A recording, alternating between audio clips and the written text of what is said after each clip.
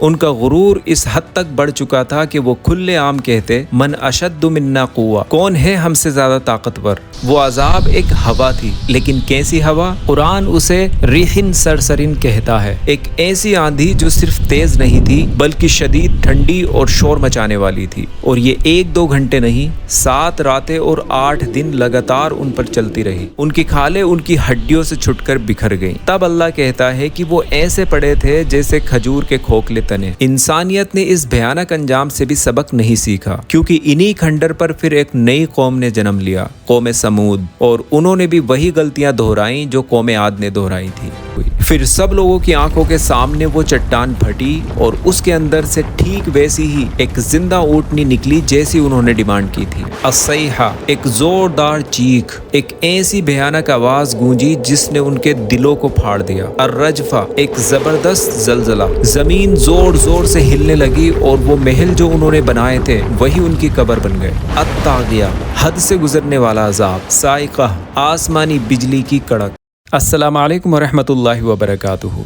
इंसान की फितरत भी बहुत अजीब होती है। अल्लाह ने इसे मिट्टी से बनाया और ये उसी मिट्टी पर, उसी ज़मीन पर अपनी सल्तनत के निशान छोड़ के जाना चाहता है। इंसान ने पत्थरों को तराशा तो पिरामिड्स जैसे ग्रेड स्ट्रक्चर्स बनाकर खड़े कर दिए, और लोहे को पिघलाकर आईफिल टावर जैसी चीज़ें बना दी, और आसमान को छूने वाले स्काई क्रैपर्स और शीशे की इमारतें बना दी। और ये सिर्फ एक ख्वाहिश के लिए कि हमें याद रखा जाए और वक्त की धूल हमारे कारनामों को धुंधला ना कर दे। लेकिन जब इंसान की बनाई हुई चीज ही उसकी पहचान बन जाए और वो अपने बनाने वाले को भूल जाए, तब क्या होता है? जब इंसान की ताकत ही उसका सबसे बड़ा इम्तिहान बन जाए और उसका हुनर, उसकी स्किल उसके गुरूर की वजह बन जाए, तब क्या अंजाम होता है? आज हम आपको एक ऐसी सच्ची कहानी की तरफ ले जा रहे हैं जहाँ रेत के समंदर के उस पार हवाएं आज भी सरगोशी विस्पर करती हैं, जहाँ खामोश खंडर चीख चीख कर एक भूली हुई दास्तान सुनाते हैं। ये कोई मामूली कहानी नहीं है, ये कुरान के पन्नों से निकली एक जिंदा हकीकत है। ये उन लोगों की कहानी है जिन्होंने पत्थरों में जिंदगी तलाशी, लेकिन जिंदगी देने वाले को ही भुला दिया। ये दास्तान है ताकत और तकब्बुर की, ये दास्तान है हिदायत और सरकशी की, और ये दास्तान है अल्लाह की 2 अजीम निशानियों की, एक भयानक आंधी और एक मुकद्दस ऊँटनी की, जिन्होंने 2 कौमों के अंजाम का फैसला कर दिया। आज हम उन्हीं 2 अजीम अंबिया इकराम की जिंदगी के बारे में बात करेंगे जिनका जिक्र अल्लाह ने हमें बार बार सबक देने के लिए किया है। हम बात करेंगे हजरत हूद अलैहिस्सलाम और उनकी कौम आद की, और फिर हम देखेंगे कि कैसे उनके अंजाम से सबक ना लेने वाली कौम समूद और उनके नबी सालेह अलैहिस्सलाम का मामला सामने आया। जब हम कुरान खोलते हैं तो बार बार अल्लाह हमें इन गुजरी हुई कौमों की याद दिलाते हैं, इसलिए नहीं कि हम सिर्फ कहानियां सुने, बल्कि इसलिए ताकि हम उनके अंजाम में अपना सबक तलाश करें। ये हमारे लिए यानी 21वीं सदी के इंसानों के लिए एक आईना है जिसमें हमें अपना रिफ्लेक्शन देखना है। हमारी स्टोरी का सबसे पहला पड़ाव है इंसानी हिस्ट्री की सबसे ताकतवर कौमों में से एक ऐसी कौम जिनके जिस्मों में हाथियों जैसी ताकत थी और जिनके गुरूर की कोई इंतहा नहीं थी। तो आइए सबसे पहले उस कौम की तरफ चलते हैं जिनकी ताकत की मिसाल दुनिया ने फिर कभी नहीं देखी।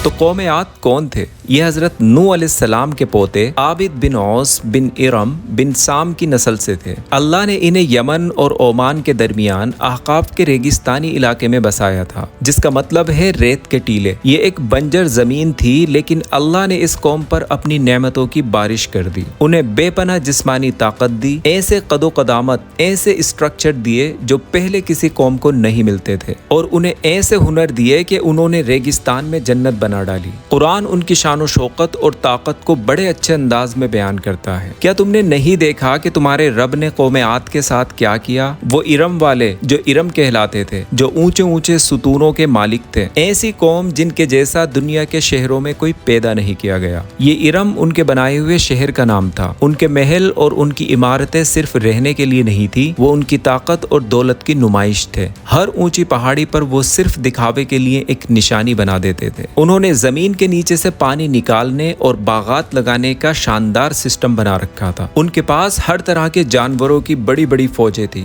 وہ دنیا کی پہلی سپر پاور تھے اور اسی بڑی طاقت نے ان کے اندر 3 بڑی خرابیاں پیدا کی۔ نمبر 1، شرک۔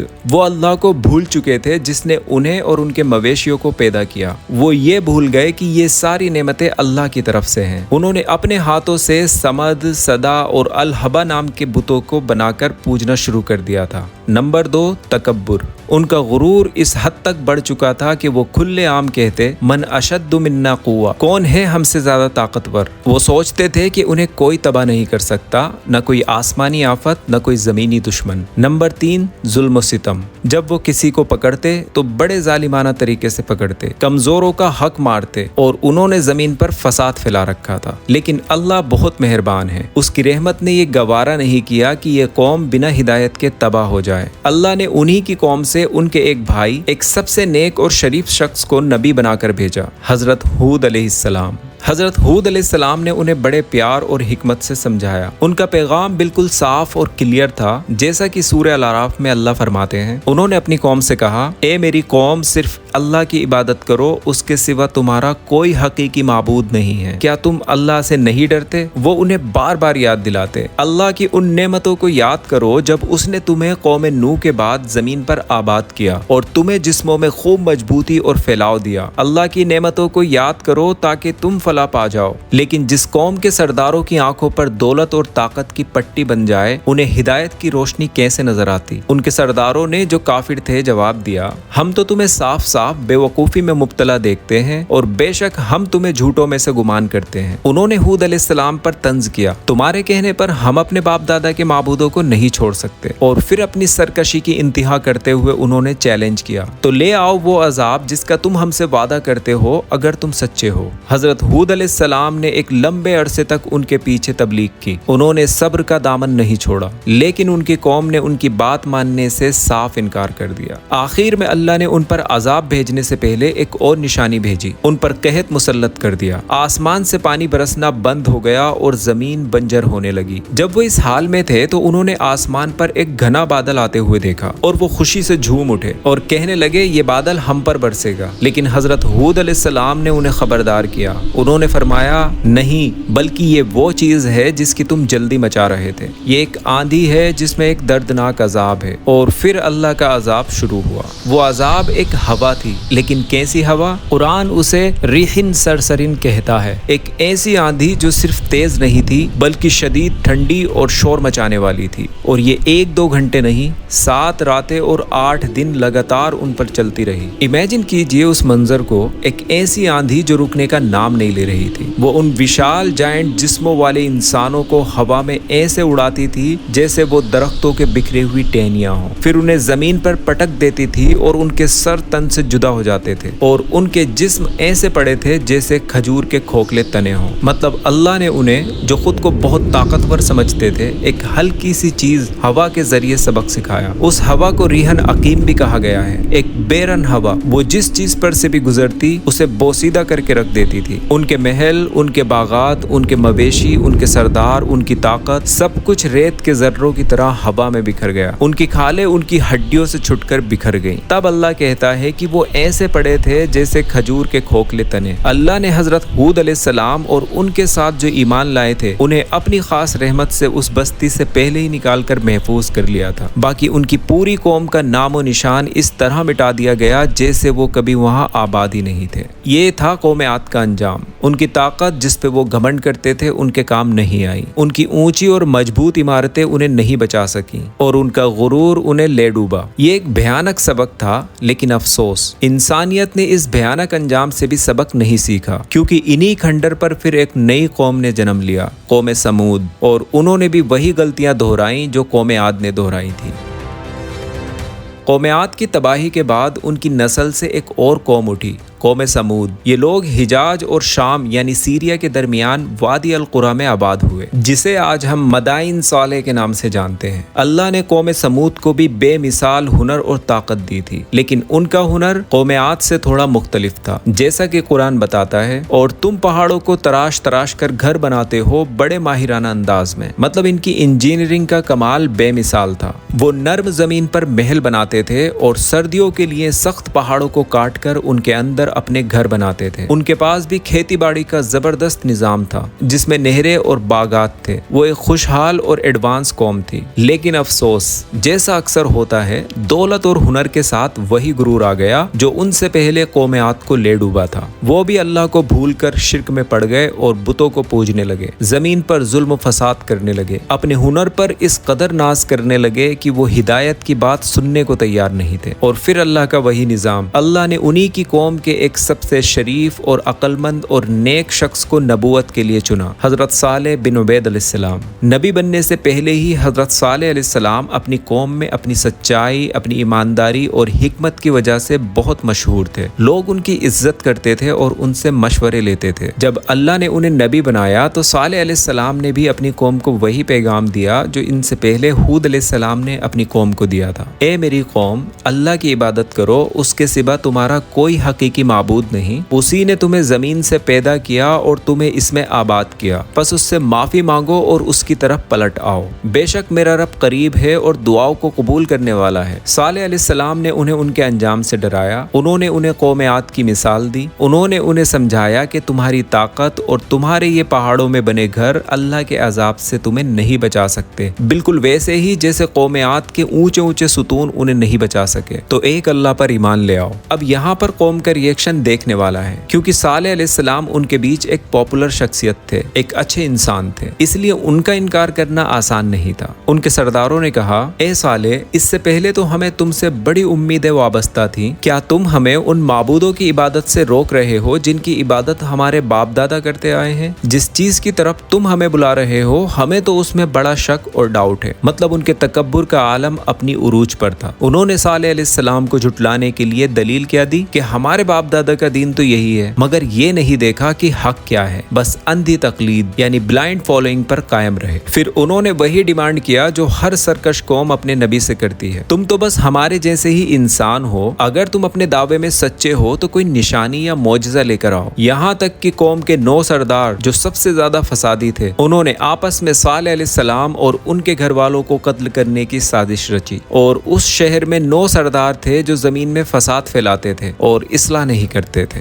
پھر ان کی قوم سمود نے ایک عجیب و غریب معجزہ طلب کیا۔ انہوں نے ایک خاص چٹان کی طرف اشارہ کرتے ہوئے کہا، اے صالح، اگر تم سچے ہو تو اپنے رب سے دعا کرو کہ اس چٹان سے ایک 10 مہینے کی پریگننٹ اونٹنی نکلے۔ یہ ان کے خیال میں ایک ناممکن ٹاسک تھا۔ پھر صالح علیہ السلام نے اپنی قوم سے عہد لیا کہ اگر اللہ ان کی یہ خواہش پوری کر دے تو کیا وہ ایمان لے آئیں گے؟ سب نے اقرار کیا۔ پھر صالح علیہ السلام نے اللہ سے دعا کی اور اللہ کی قدرت ظاہر ہوئی۔ پھر سب لوگوں کی آنکھوں کے سامنے وہ چٹان پھٹی اور اس کے اندر سے ٹھیک ویسی ہی ایک زندہ اونٹنی نکلی جیسی انہوں نے ڈیمانڈ کی تھی، اور نکلتے ہی اس نے ایک بچہ بھی دیا۔ یہ ایک ایسا معجزہ تھا جس کا انکار کرنا کسی کے بھی لیے ناممکن تھا۔ کئی لوگ اسی وقت ایمان لے آئے، لیکن سرداروں کی اکثریت اپنے غرور اور اپنے کفر پر اڑی رہی۔ اس اونٹنی کو قرآن نے ناقۃ اللہ یعنی اللہ کی اونٹنی کہا ہے۔ یہ کوئی معمولی جانور نہیں تھی، یہ ایک نشانی اور ایک امتحان تھی۔ پھر حضرت صالح علیہ السلام نے اس اونٹنی کے بارے میں اپنی قوم کو صاف صاف ہدایتیں دی۔ یہ اللہ کی اونٹنی ہے، تمہارے لیے ایک نشانی ہے، اسے اللہ کی زمین میں چرنے کے لیے آزاد چھوڑ دو اور اس کو بری نیت سے ہاتھ بھی مت لگانا۔ پانی پینے کی باری مقرر ہوگی، ایک دن اونٹنی پانی پیے گی اور ایک دن تم اور تمہارے مویشی پیئیں گے۔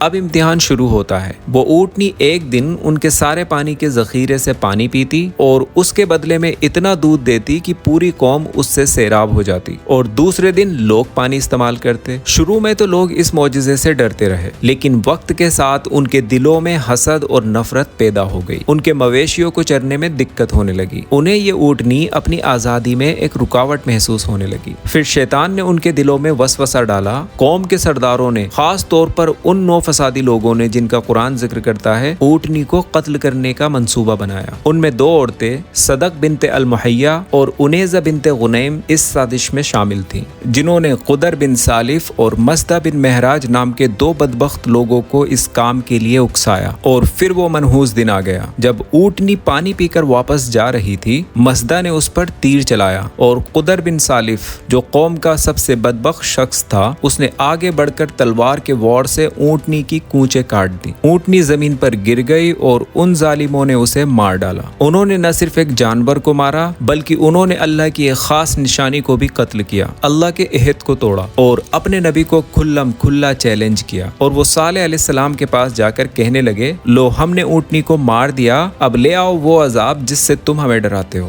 جب انہوں نے اونٹنی کو مار دیا تو صالح علیہ السلام نے ان کی طرف دیکھا اور ان کے چہرے پر افسوس اور غصہ تھا۔ انہوں نے فرمایا، اب اپنے گھروں میں 3 دن اور مزے کر لو، یہ ایک ایسا وعدہ ہے جو جھوٹا نہیں ہو سکتا۔ انہوں نے انہیں نشانی بھی بتا دی۔ پہلے دن ان کے چہرے زرد پڑ جائیں گے، دوسرے دن سرخ اور تیسرے دن سیاہ ہو جائیں گے، اور پھر ایسا ہی ہوا۔ جب انہوں نے عذاب کی نشانیاں دیکھ لی تب بھی توبہ کرنے کی بجائے وہ صالح علیہ السلام کو قتل کرنے کا پلان بنانے لگے۔ لیکن اللہ کی تدبیر سب سے بہتر ہے۔ اللہ نے صالح علیہ السلام کو حکم دیا کہ وہ اپنے اور ایمان والوں کے ساتھ اس بستی کو چھوڑ کر چلے جائیں۔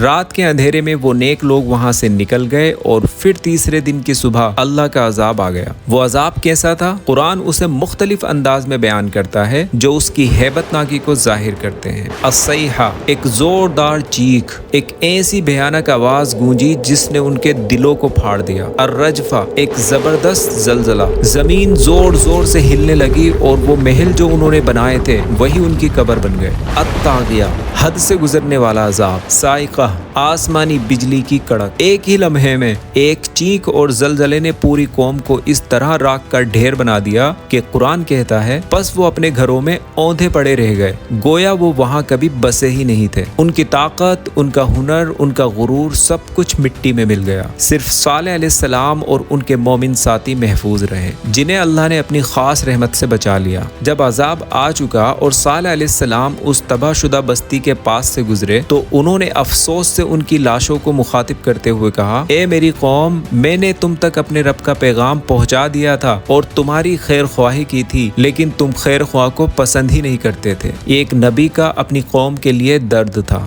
تو دوستو، آج بھی سعودی عربیہ کے العلا شہر کے پاس مدائن صالح کے وہ کھنڈر موجود ہیں۔ یہ قرآن کی سچائی کی زندہ دلیل ہے۔ جب ہمارے نبی محمد صلی اللہ علیہ وسلم تبوک کی جنگ کے موقع پر اس علاقے سے گزرے تو انہوں نے اپنے صحابہ کو وہاں رکنے سے منع کیا۔ انہوں نے فرمایا کہ اس عذاب والی جگہ سے تیزی سے گزرو اور عبرت حاصل کرتے ہوئے گزرو، کہیں ایسا نہ ہو کہ تم پر بھی وہی مصیبت آ پڑے جو ان پر آئی تھی۔ تو ہمیں اس پوری داستان سے کیا سبق ملتے ہیں؟ نمبر 1، نعمتوں پر شکر نہ کہ غرور۔ عاد اور سمود دونوں قوموں کو اللہ نے بے پناہ نعمتیں دی، لیکن انہوں نے شکر کے بجائے غرور کیا۔ ہم اپنی گاڑی، اپنے گھر، اپنی ڈگری، اپنی پوزیشن پر غرور نہ کریں بلکہ اللہ کا شکر ادا کریں جس نے یہ سب دیا ہے۔ دوسرا، اللہ کی نشانیوں کی پہچان۔ قوم سمود نے اپنے سامنے ایک زندہ معجزہ دیکھا، اونٹنی کو پتھر کی چٹان سے نکلتے ہوئے دیکھا، لیکن اسے جھٹلا دیا۔ ہمارے پاس سب سے بڑا معجزہ قرآن موجود ہے، کیا ہم اس کی قدر کرتے ہیں؟ نمبر 3، حق کو قبول کرنا۔ ان کی سب سے بڑی غلطی باپ دادا کے دین کی بلائنڈ فالوئنگ تھی،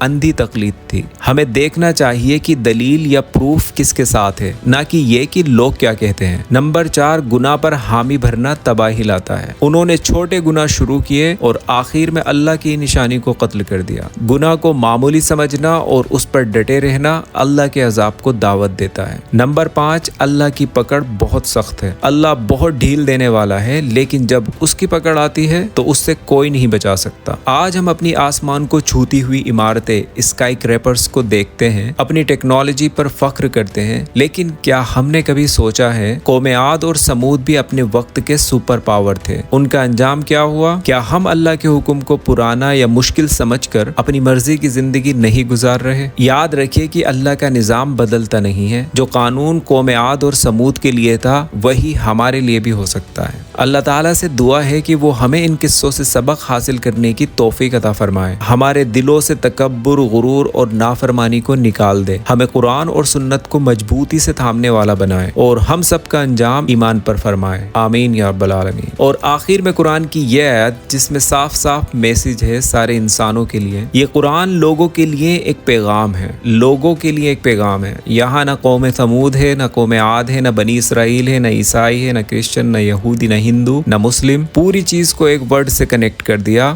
لوگ۔ یہ قرآن لوگوں کے لیے پیغام ہے تاکہ اس کے ذریعے انہیں ڈرایا جائے اور تاکہ وہ جان لیں کہ وہی ایک اکیلا معبود ہے اور تاکہ عقل مند لوگ نصیحت حاصل کریں۔ Thank you for watching the video. اللہ حافظ۔